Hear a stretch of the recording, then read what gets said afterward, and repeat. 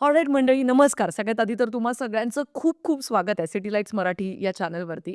अ, खरं तर मी माझ्या आयुष्यात बरीच वर्ष एका बॅनरखाली हिंदी सिनेमा आणि साऊथ सिनेमा यांचं क्रिटिक म्हणून काम केलंय. खरं तर तो फॉर्मॅट हा लिखाणाच्या स्वरूपात होता. त्यामुळे मी लिहून ते रिव्ह्यूज द्यायचे.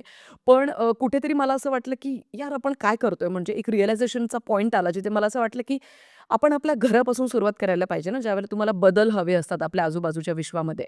तर मी असं म्हणलं, की आपण बॉलिवूड आणि साऊथसाठी तर काम करतोय, पण मग व्हॉट अबाउट मराठी फिल्म्स आणि त्याच्याचमुळे मला असं वाटतं, की मराठी सिनेमांमध्ये ना अ, एक क्रिटिकची आवश्यकता खूप होती. मी असं म्हणत नाहीये, की मी ते एकटीनेच पूर्ण केली आहे. पण मी असं म्हणेन, की तुम्हा सगळ्यांची साथ मला लाभली ते फार महत्त्वाची गोष्ट. कारण ज्यावेळेला तुम्ही कमेंट्समध्ये डीपमध्ये सगळ्या गोष्टी लिहितात ना, की हे असं असायला पाहिजे होतं तसं किंवा हे खूप छान आहे, हे मला आवडलं. तर त्या गोष्टी लिटरली स्पेशली हायलाइट केल्या जातात त्या कमेंट्स किंवा त्यांना कधी-कधी पिन पण केल्या जातात. हे त्याचमुळे कारण तुमचं व्हॅल्युएबल फीडबॅक्स खूप महत्त्वाचे असतात. काही-काही कमेंट्सला मी सार्कॅझममध्ये एकदम असं ह्युमरस काहीतरी रिप्लाय करत असते. त्याची पण एक वेगळीच मजा आहे मला असं वाटतं. ते प्रेम आहे माझं तुम्हा सगळ्यांसाठीचं आणि तुमचं माझ्यासाठीचं ऑफकोर्स. तर आता सिटी लाईट्स मराठीचा आजचा हा एक व्हिडिओ तुम्हाला पॉपअप झाला असेल. तुम्ही म्हटलं असाल, की यार काय आहे? 1 ते दीड तासाचा व्हिडिओ घेऊन आली आहे काहीतरी नक्की काय आणि इथे सगळे ॲक्टर्स वगैरे का दिसतायत?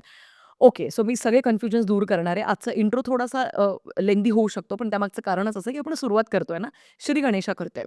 तर मंडळी जसं मी म्हटलं, की एक ॲज अ क्रिटिकची आवश्यकता का होती? कारण का मला असं वाटतं, की ज्यावेळेला तुमची आलोचना करणारा किंवा एक व्यवस्थितपणे योग्य ठिकाणी, योग्य वेळी, योग्य त्या सिनेमाचं कौतुक आणि आलोचना दोन्ही करणारी ज्यावेळेला व्यक्ती तुम्हाला लाभते ना, मग त्यावेळेला तुम्ही थोडंसं अजून जास्त सिरियसली तुमचं काम घेता. त्या गांभीर्याने तुम्ही तो पर्टिक्युलर प्रोजेक्टवरती काम करू लागता आणि ते फार गरजेचं होतं असं मला वाटतं. बरेच ठिकाणी मला याच्यातनं वाटेत खूप खडतर म्हणजे गोष्टींनाही सामोरं जावं लागलं. बऱ्याच लोकांच्या भावनासुद्धा दुखावल्या. कारण जे त्या सिनेमाचे समजा दिग्दर्शक असू शकतात किंवा लेखक असू शकतात, मेकअप आर्टिस्ट असू शकतात. पण मला असं वाटतं, की जर कोणी क्रिटिसाइज करतंय, तर त्याला पॉझिटिव्हली घेणं फार गरजेचं आहे. मलाही बऱ्याचदा क्रिटिसाइज केलं जातं. मी ती कधी-कधी हसल्यावारी घेते किंवा कधी-कधी पॉझिटिव्हली सुद्धा घेते.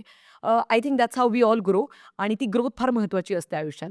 मंडळी आता आजचा जो व्हिडिओ आहे तो आहे एक फर्स्ट क्लास दाभाडेच्या टीमसोबतच्या गप्पांचा व्हिडिओ. पण मग तो असं नॉर्मल जसे 12-18 मिनिटांचे व्हिडिओज तुम्हाला दुसरीकडे साधं इतर प्लॅटफॉर्म्सवरती दिसतात, तसं आहे का? तर अजिबात नाही. कारण इथे मी एक प्रेक्षक आणि कलाकार किंवा प्रेक्षक आणि सिनेमासृष्टी यांच्यातला एक दुवा बनण्याचा प्रयत्न केलाय. जिथे टिपिकल फॉर्मॅटमध्ये न जाता मी काही कॉन्ट्रोव्हर्शियल क्वेशन्स सुद्धा त्यांना विचारलेले आहेत. जे आता विचारणं फार गरजेचं असं मला वाटतं आणि तुमचे काही विचार त्यांच्यापर्यंत आणि त्यांचे काही विचार हे तुमच्यापर्यंत पोहोचवणं, असं मला वाटतं या पॉडकास्टच्या सीरीजच्या माध्यमातनं आपण ते करू शकू. तर आता तुम्ही म्हणाल, की असं कसं शक्य आहे? तुमच्या मनात जर का कुठला प्रश्न असेल, तर तो माझ्यापर्यंत कसा येईल? सांगते. आता सगळ्यात आधी तुम्हाला 2 गोष्टी करायच्या आहेत. जे मराठी कलाकार आहेत, तंत्रज्ञ आहेत, म्हणजे दिग्दर्शक असू शकतात, लेखक असू शकतात, एखादा मेकअप आर्टिस्ट असू शकतो. तर आपण अशा मराठी सिनेमात काम करणाऱ्या प्रत्येक त्या व्यक्तीला बोलावणार आहोत आपल्या चॅनलवरती आणि शक्यतो त्यांच्याकडनं जास्तीत जास्त इनसाइड स्टोरी आपण काढून घेण्याचा प्रयत्न करणार आहोत. त्याच्यासाठी तुम्हाला काय करायचं की आता समजा घडीवर पकडूया आजचा व्हिडिओ आहे. आजच्या व्हिडिओमध्ये अमे वाघ आहे, क्षिती जोग आहे आणि हेमंत ढोमे आहेत.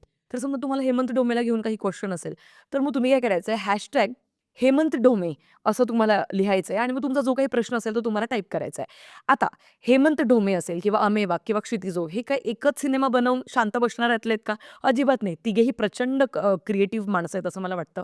हे परत ज्यावेळेला जो सिनेमा घेऊन येतील, ज्यावेळेला ते परत आपल्या चॅनलवरती येतील, त्यावेळेला तुमच्या याच कदाचित 5-6 महिन्यांपूर्वीच्या, वर्षभरपूर्वीच्या कमेंट्स का होईना, पण सर्चमध्ये मी हॅशटॅग हेमंत ढोमे टाकल्यानंतर जेवढेही कमेंट्स अपीअर होणार आहेत, त्या सगळ्या शॉर्टलिस्ट केल्या जातील आणि त्यांना त्या पॉडकास्टमध्ये ते प्रश्न विचारले जातील.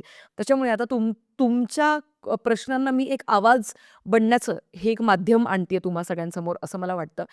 यात एक सगळ्यात महत्त्वाची सूचना मला अशी द्यायची किंवा डिस्क्लेमर असं द्यायचं की आता जस्ट बिकॉज आपण फर्स्ट क्लास दाभाडेच्या टीमला आपल्या चॅनलवरती बोलावतोय म्हणजे मग त्यांच्या सिनेमाचा आपण छान-छानच रिव्ह्यू करणार का? तर असंही अजिबात नाहीये. कारण तुम्हाला माहिती आहे म्हणजे बरेचदा माझ्यावरती बिनबुडाचे आरोप बरेच मंडळी लावत असते, की "अरे, ह्या सिनेमाला ही इतकं कसं नाव ठेवते? हा तर इतका चांगला सिनेमा होता" किंवा "या सिनेमाचं इतकं काय कौतुक करते? ही हा सिनेमा तर किती बावळट होता."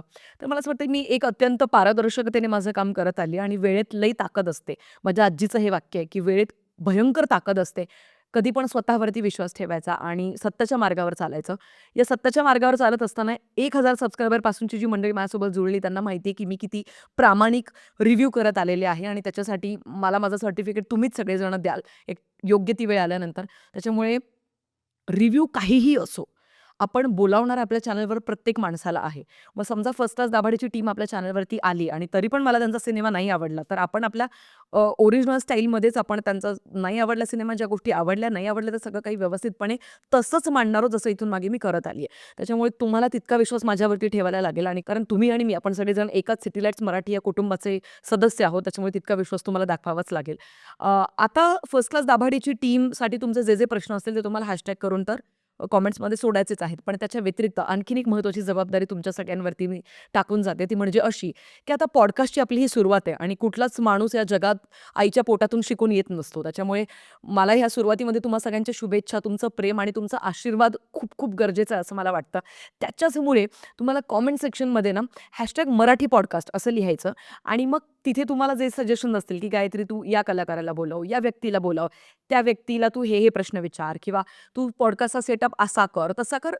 Anything related to podcast. If you do have any suggestions, please do let me know in the comment section below. कारण मी त्या प्रत्येक कॉमेंट ला खूप पॉझिटिव्हलीच घेईन आणि क्रिटिसाइज जरी करायचं असलं तरीही करा बिनधास्तपणे. काहीच काळजी नाही आहे त्या गोष्टीची सुद्धा मला. कारण मी पण शिकते तुम्हा सगळ्यांसोबत. तर एकंदरीत आजचा इंट्रो थोडासा लेंदी झाला, पण तो गरजेचा होता कारण आजच्या व्हिडिओपासून आपण श्री गणेशा करतोय आणि येस सुरू करतोय फर्स्ट क्लास दाभाडेसोबतच्या या अतिशय आगळ्या-वेगळ्या आणि थोड्याशा रॉ अशा गप्पा. तर या सगळ्यांमध्ये तुम्ही तुमचे स्नॅक्स घेऊन हा पॉडकास्ट ऐकू शकता मस्तपैकी किंवा तुम्ही जेवण करता ऐकू शकता किंवा त्याच्याही व्यतिरिक्त तुम्ही घरातली काही कामं करत असताना मस्तपैकी स्पीकरवरती हा आमचा पॉडकास्ट तुम्ही ऐकू शकता नक्कीच. आणि सुरू करतोय आपण आजची ही पॉडकास्टची series. Let's get into the video.